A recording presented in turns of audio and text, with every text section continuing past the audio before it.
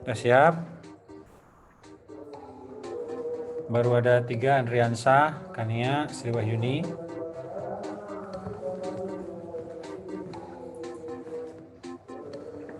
Haris, silakan yang lain. Ini jumlahnya kita udah 30 orang. Masa yang hadir baru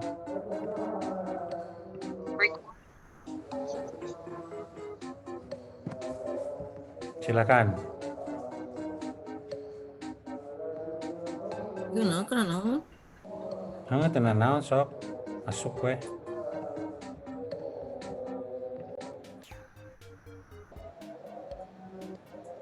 Ayo, saya akan mulai dalam 5 menit. Klik itu yang ada di chat ya, yang ada di chat. Atau di WA. WA juga ada, baru ada 9 orang nih yang hadir.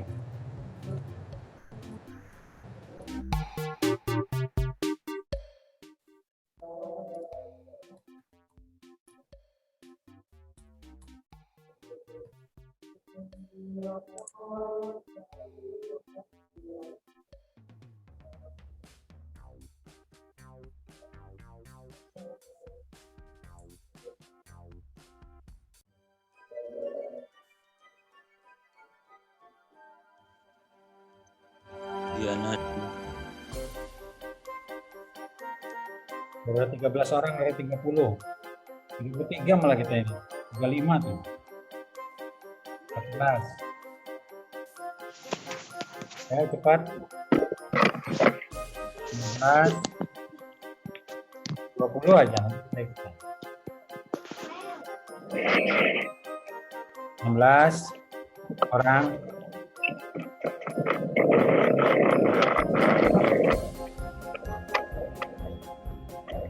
14.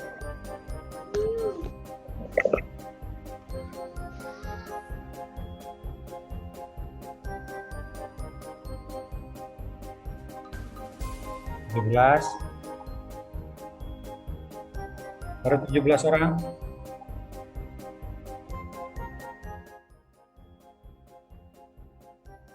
16 lagi. Kenapa keluar? 17.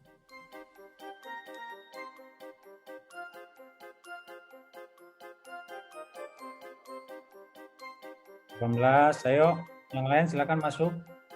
Udah ada 40 orang ini. Soal-soalnya berdasarkan pertanyaan yang materi yang kemarin kita mintai. 18, masih 18 orang dari 40. Ayo, silakan yang lain klik yang ada di chat. Chat sudah ada tuh. Kurang lagi sekarang 16, 18. 19, satu orang lagi deh, 20 orang jadi cukup tengahnya. Ayo, siapa yang belum masuk? Nah, 20 cukup ya, kita mulai ya. Yang lain perhatikan saja. Nah, 21, Bismillahirrahmanirrahim. 22. Kita mulai ya.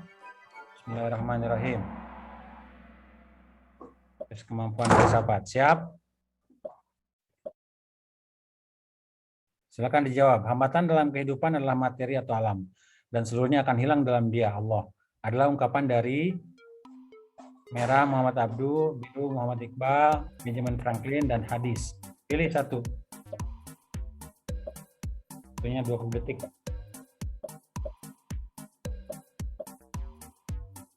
4, 3, 2, 1.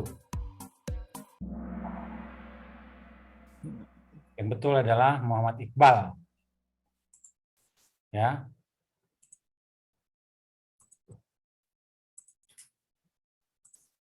Lanjut. Yang betul ya. Next. Selanjutnya. Nilai Elish yang betul. Pertanyaan nomor 2. Filsafat berarti filosofia, filosofi bahasa Yunani artinya kebijaksanaan, kecerdasan, keadilan, atau cinta.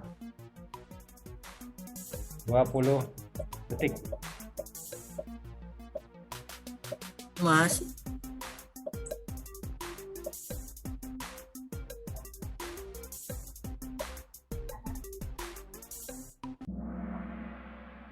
Ya, yang betul adalah kebijaksanaan. Siapa yang betul?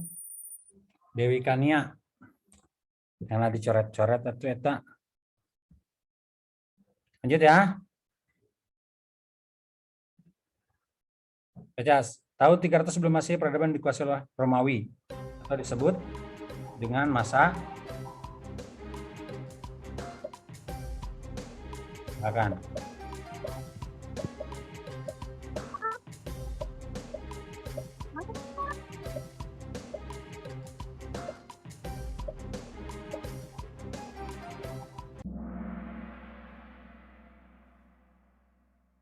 Oke.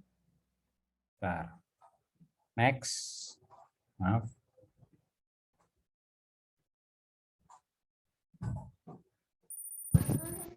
Elih lagi. Selanjutnya. Nomor 4. Nama-nama filosof muslim di zaman pertengahan Middle Age adalah kecuali. Ini filosof muslim kecuali Ghazali, Al-Kindi, Imam Syafi'i atau Al-Farabi. Siapa yang bukan karena ada kata kecuali. 10 detik lagi.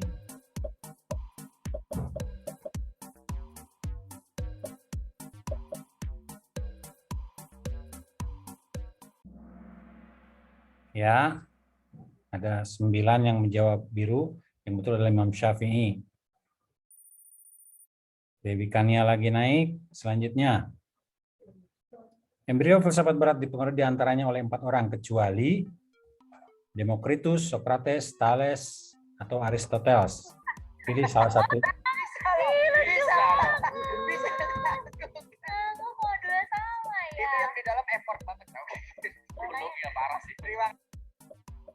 Oke. Ya, yang salah yang bukan adalah Thales. Ya. Next. Dani Abdul Gandhi naik lagi. Next. Buku Novum Organon adalah pengamatan ilmiah serta metode-metode eksperimen secara empiris, organisasi, perenungan, atau intuisi. Jeda waktu 13-12 detik. Akan dijawab.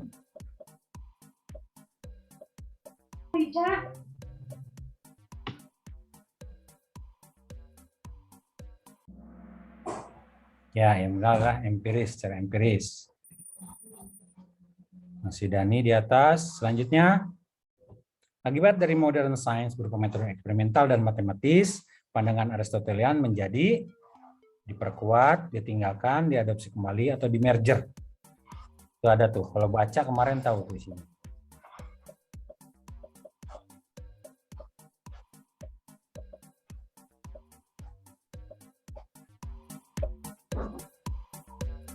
Yang betul adalah ditinggalkan.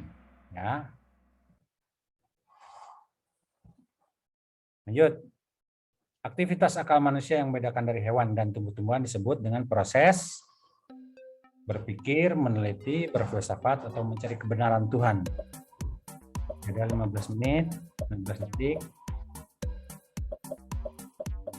9 detik, 8 detik, 7 detik, 6, 5, 4, 3, 2. Yang betul adalah berpikir. Siapa yang nilainya benar? Masih Dani Abdul Gandhi. Terakhir, belum terakhir nomor 9 ya. Kategori yang mengelompokkan objek berdasarkan benda-benda secara umumnya disebut definisi, ilmiah, konsep, atau persepsi. Silakan dijawab. Saja 10 detik.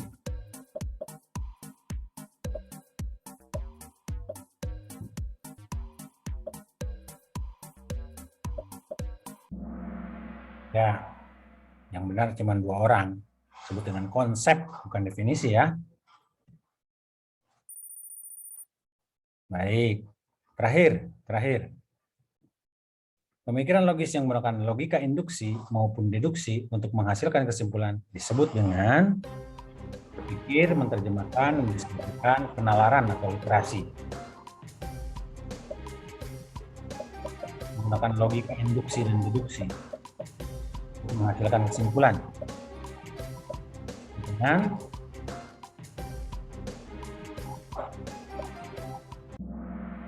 Ya, 10 orang menjawab penalaran atau literasi. Betul. Ini podiumnya nomor 3 adalah Dani Abdul Gandhi, nomor 2 adalah Cici Lestari, dan nomor 1 adalah Wahyuni. Baik, runner-up-nya Eli dan tadi. Oke. Baik. Nah, sampai situ dulu untuk tes kita hari ini. Wadah 40-an orang nih. Ramai ya. Baik. Mana pemenang satunya? Siapa tadi? Juara satunya?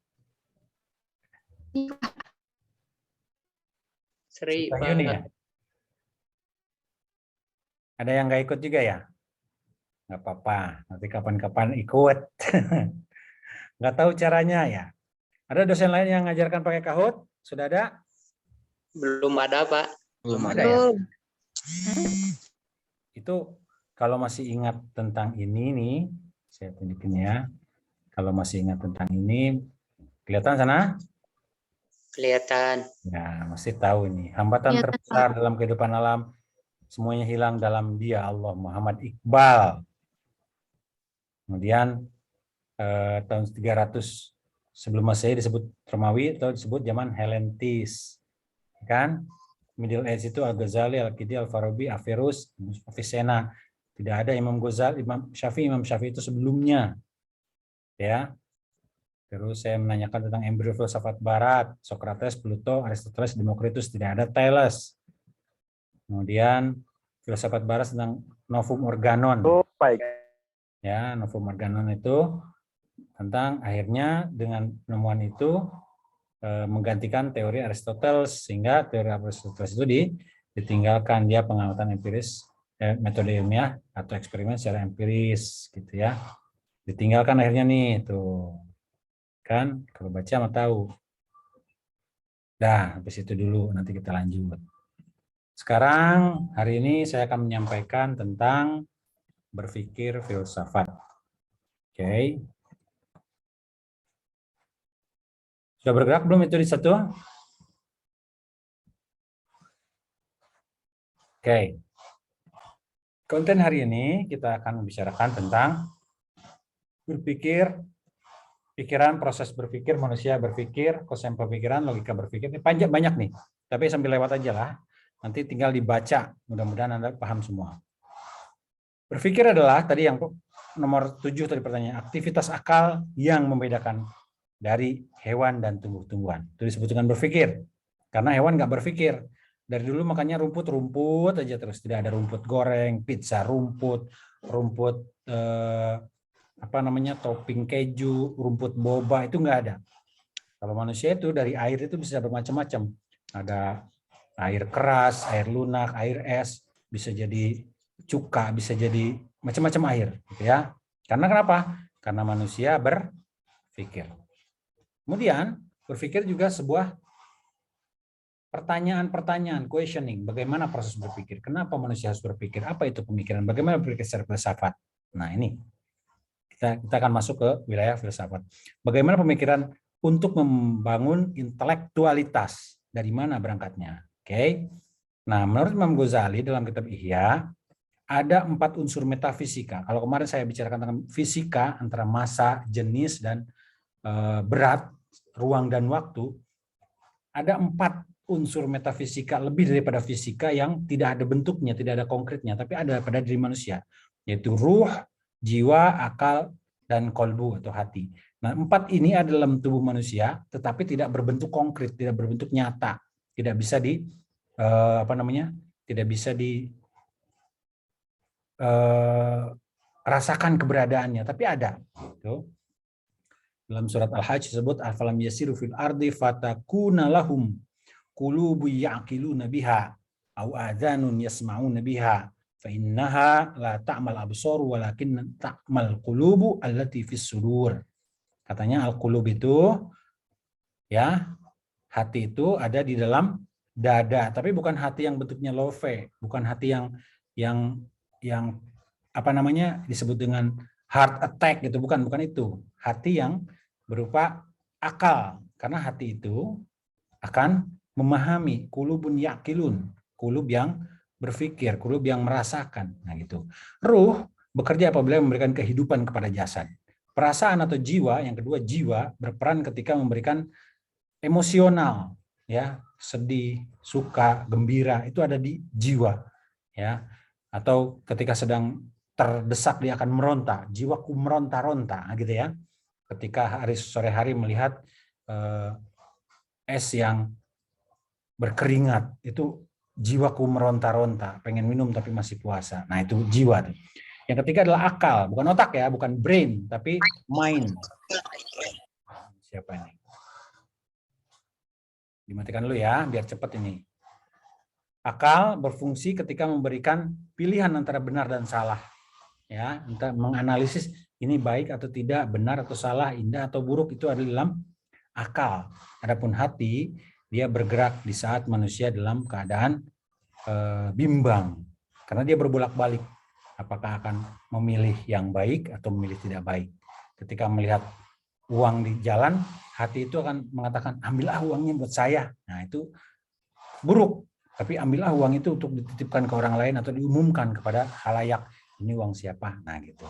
Nah, 4 unsur yang ada dalam tubuh manusia ini menjadi unsur metafisika yang memberikan kekuatan kepada manusia yang membedakan dengan makhluk lainnya.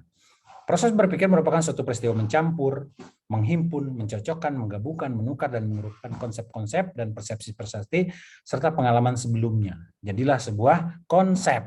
Ya, jadilah sebuah hal yang baru yang kita mengerti dalam pemikiran kita. Karena semuanya ini proses daripada berpikir. Bagaimana kalau es dicampur dengan sirup, dikasih dengan gula aren, dikasih cendol, maka menjadi es cendol. Kenapa nggak disebut dengan es sirup, gitu ya? Mencampur-campur, menghimpun-himpun juga demikian. Menghimpun sesuai dengan masa dan jenisnya. Tidak mungkin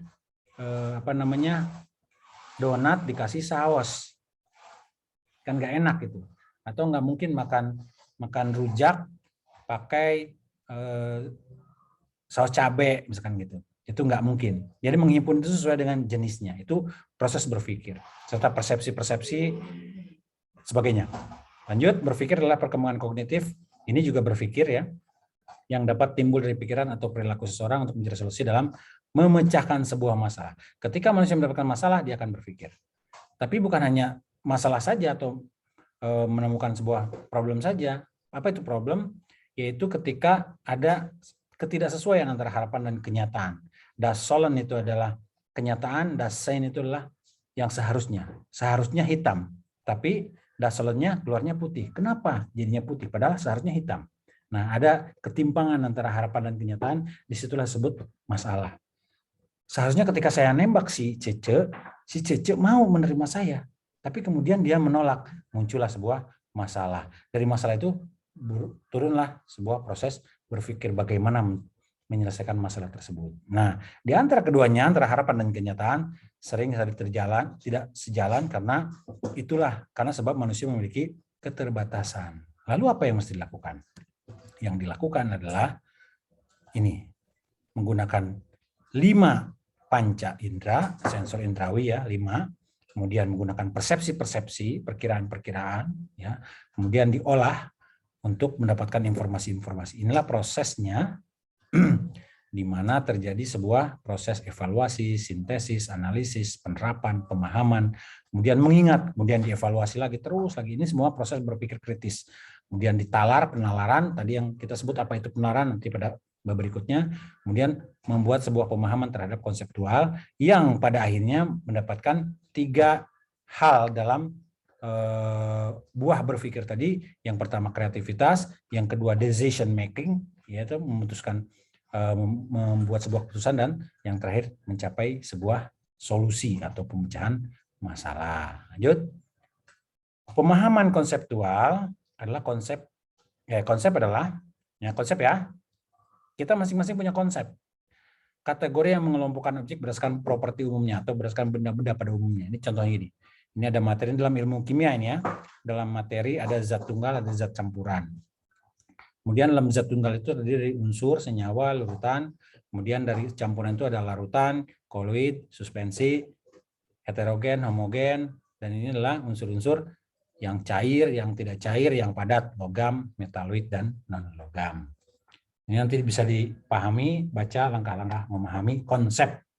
Sebagaimana Anda mengkonsep sebuah sebuah pemahaman dari bulan Ramadan. Konsep apa tentang Ramadan itu pasti akan berpikir tentang puasa, taraweh, berbuka, buka bersama, kemudian ngabuburit. Itu konsep-konsep yang ada di dalam bulan suci Ramadan. Oke ya, lanjut. Selanjutnya, penalaan adalah pemikiran tadi yang saya tanyakan. Pemikiran logis yang menggunakan logika induksi dan deduksi untuk masalah kesimpulan disebut dengan penalaran. Ini contohnya.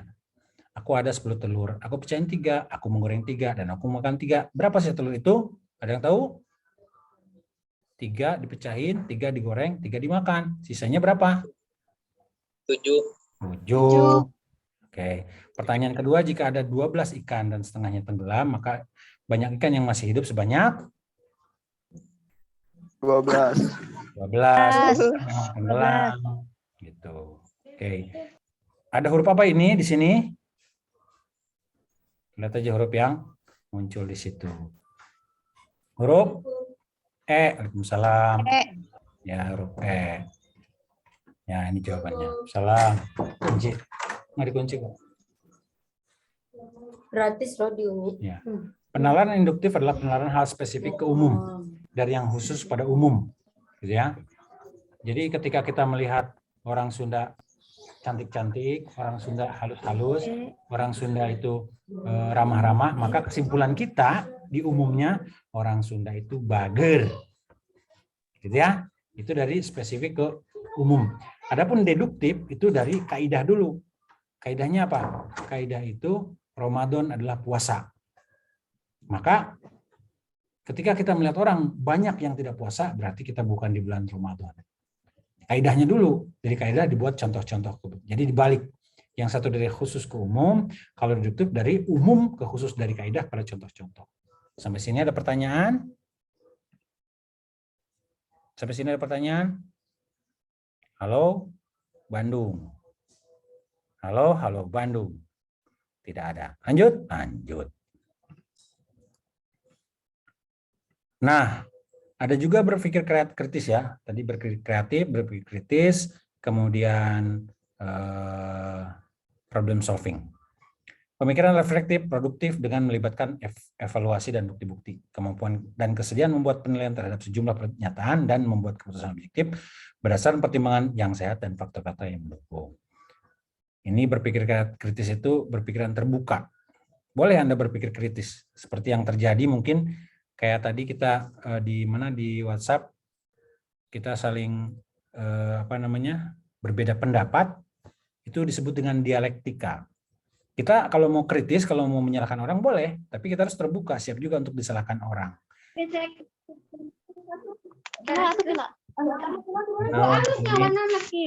Naon eta gandeng. Yang kedua, rasa ingin tahu intelektual, ya.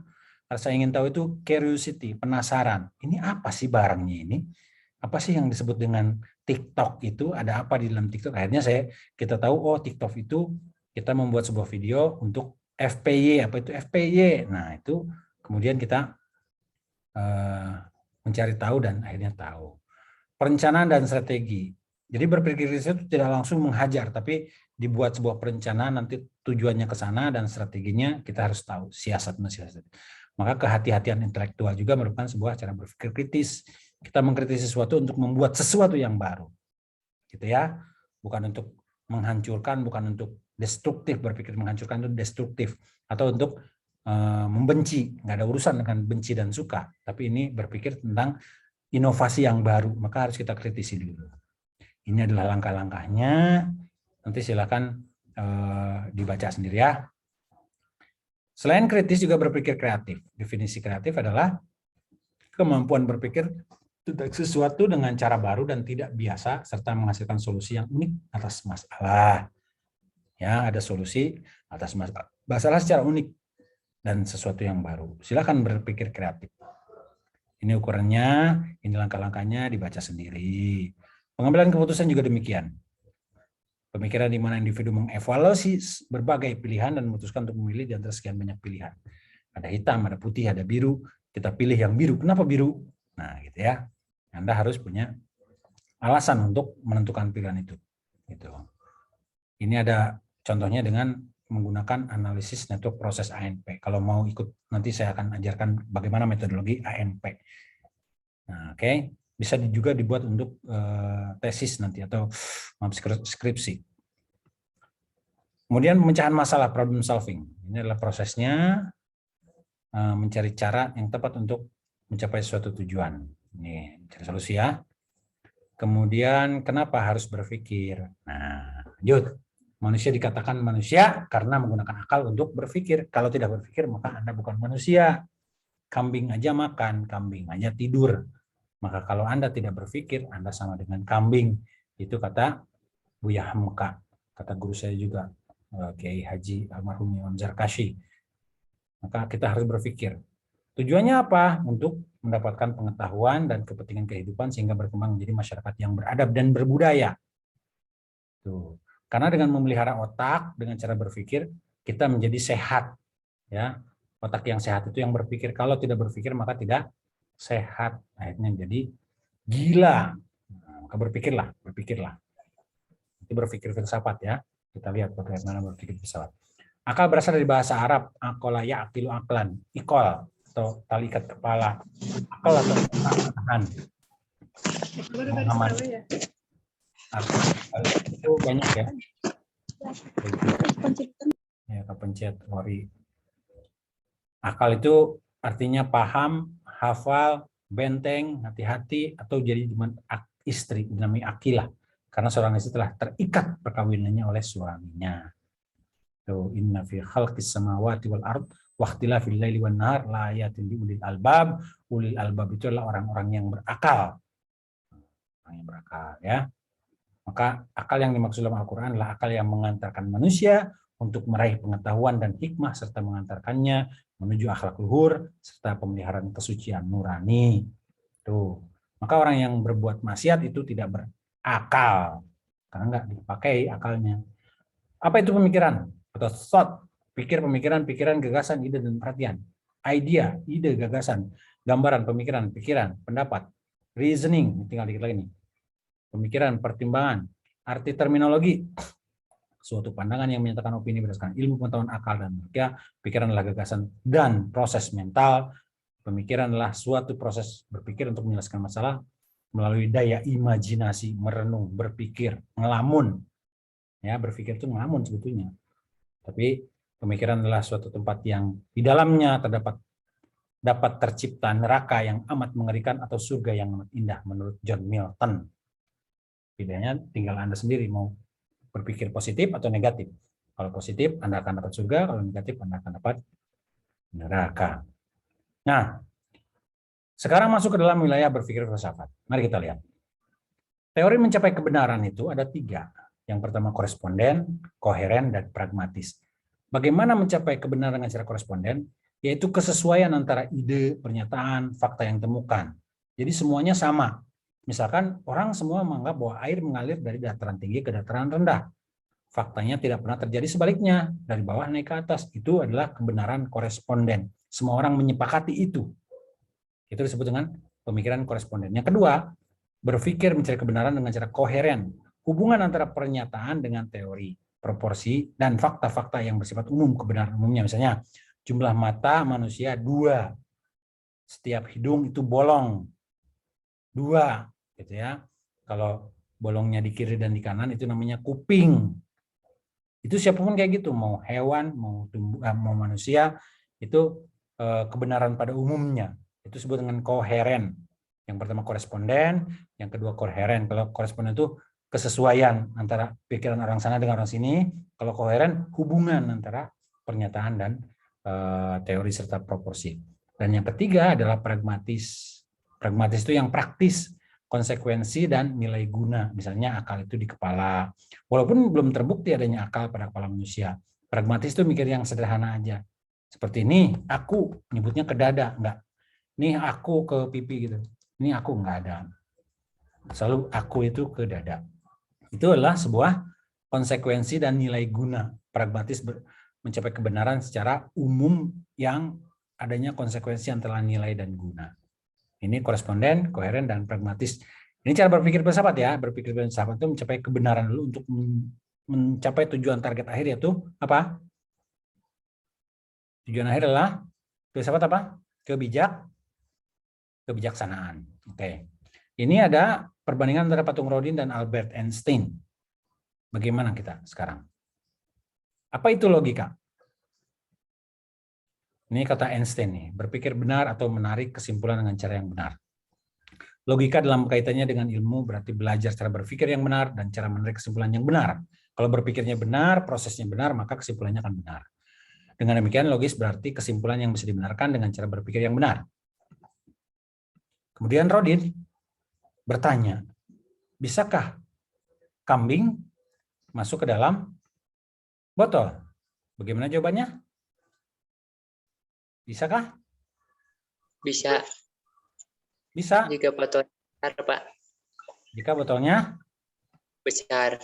besar, maka masuk kambing ke dalam Botol. Kok pinter? Sekolah di mana? Atau udah pernah saya sampaikan ya? Belum? Belum, Pak. Belum. Ukuran botol lebih besar dari kambing.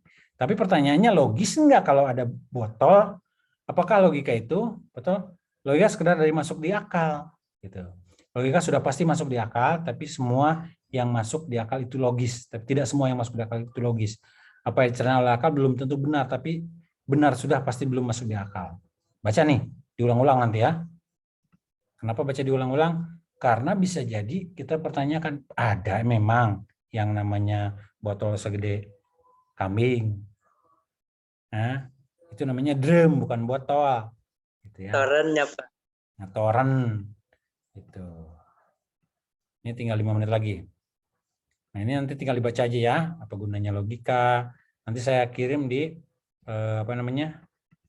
Ini masih panjang nih. Hitungan-hitungan.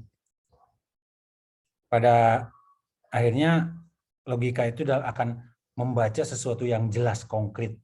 Maka Anda kalau mau jelas atau menjelaskan kepada orang lain, tidak usah susah-susah. Cukup dengan cara yang sederhana saja, dengan cara pragmatis. Bagaimana lebih jelas dan mudah dipahami. Maka kata Albert Einstein,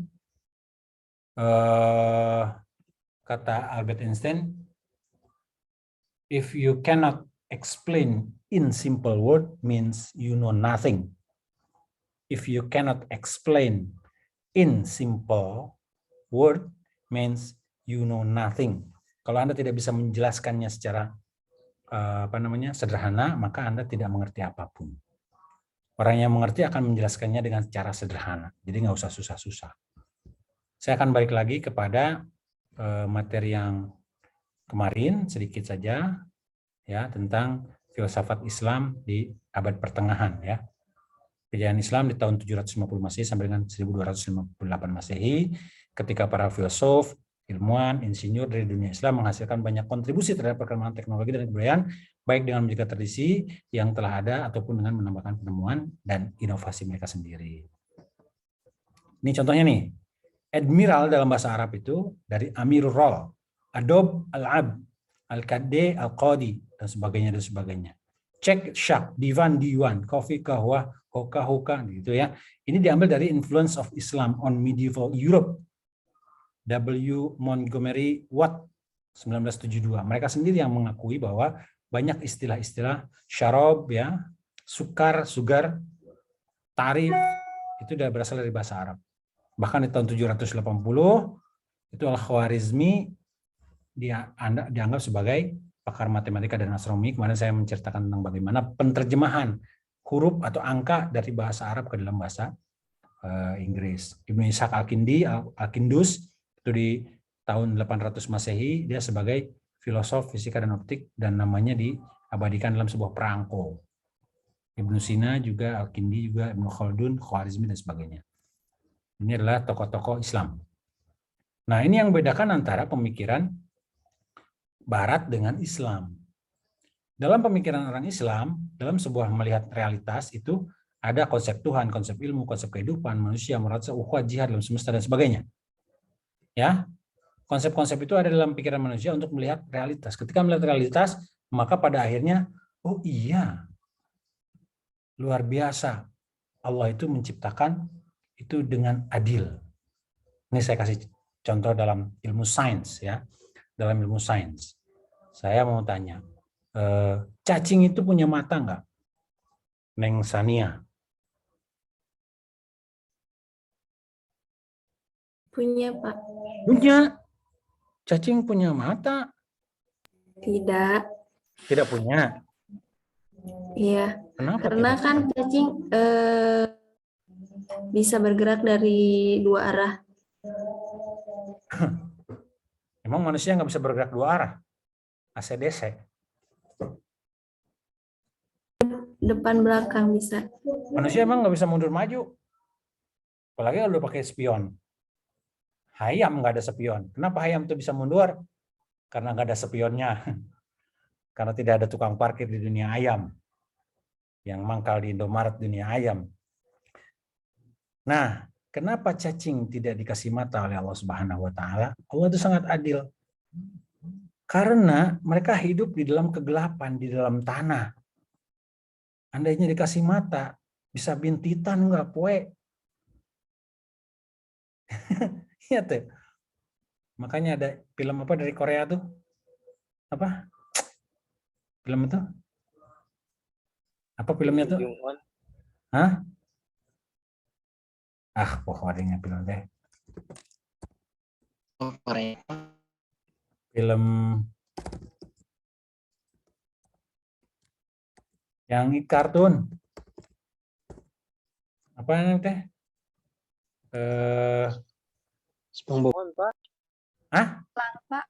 Larva. Larva.